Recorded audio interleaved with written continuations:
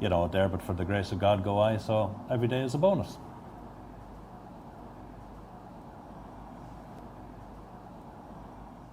These trees wouldn't have been here at that 38 years ago. They would have been completely saplings, or probably nothing at all. So as you can see, the stream now here is quite wide, because the weather has been very, very wet in the last couple of months, and you can imagine that in a hot summer's day it'll be down to absolutely nothing. And whereas there's no bridge here where you can identify an actual border crossing, shall we say. This is just a culvert that runs, a metal pipe or a concrete pipe that runs under the road, and when that's completely dry there would be no evidence of any border whatsoever. And as you can see, that is Fermanagh District Council sign there, and 10 yards away here on my right we have the 80-kilometre sign, which is Southern Ireland, the 26 counties as it was known. And the change in the tarmac and road would have been the actual designated border.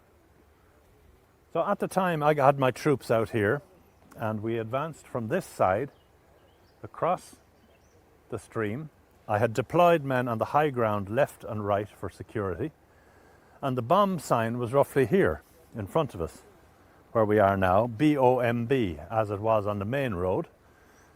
And about 10 yards up was the actual tea chest with the explosives in it. So that's where we went up to and examined it when I smelt the marzipan gelignite and pointed out the salient features of the bomb, and suggested to Sam that we go back and I would fire some shots at it, because as you can see there were no houses around, perfectly safe area. Troops were well dispersed and secure, that I could have gone back here and fired some shots to lift the tea chest, to either show that it was safe or to ignite it, no harm done.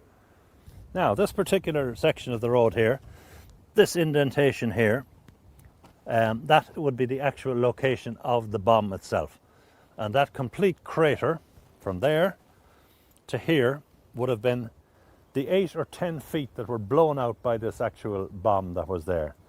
Now, as we approached from the southern side, Inspector Donegan and myself came up, and I noticed that underneath the bomb, as I said, was damp, and it was a bone-dry summer's day. I got the smell of marzipan as we approached it, so there were two good indicators that there was explosives in the actual tea chest.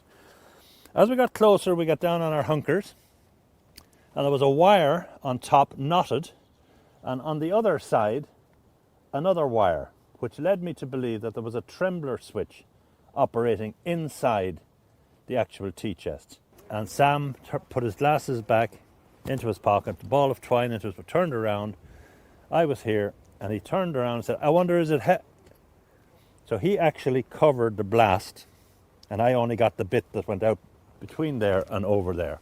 And thankfully I was wearing protective gear, which obviously saved my life. And of course the fact that I was only 21 years of age probably helped as well, and poor Sam was 62 years of age. So this is the actual area that the explosion occurred. I'm 110% convinced of it. One of the most peculiar aspects of the whole thing I remember in my limited memory of the thing was, as far as I know, I never actually lost consciousness, because I was sort of out there looking down on this whole area here.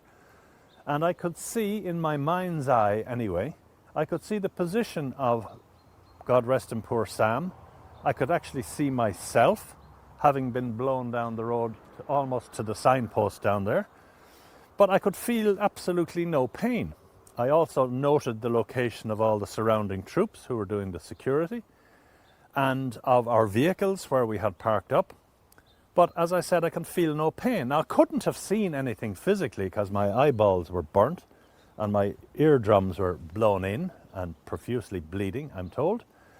But I remembered the ambulance coming, I remember all the activity, I remember the troops rendering first aid both to me and to Sam.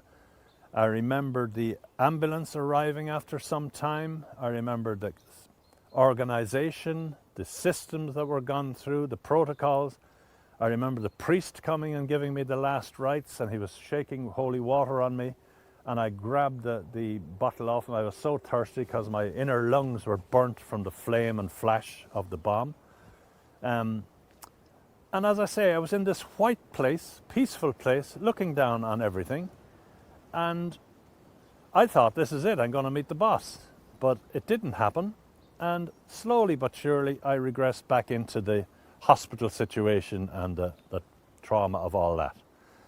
That was the only memories that I have, and subsequently checking with other eyewitnesses, I could describe everything that happened and they could verify it. So there had to be some truth in the rumour, if you like, that I was actually up there looking down on all this area and all the trauma that was down here.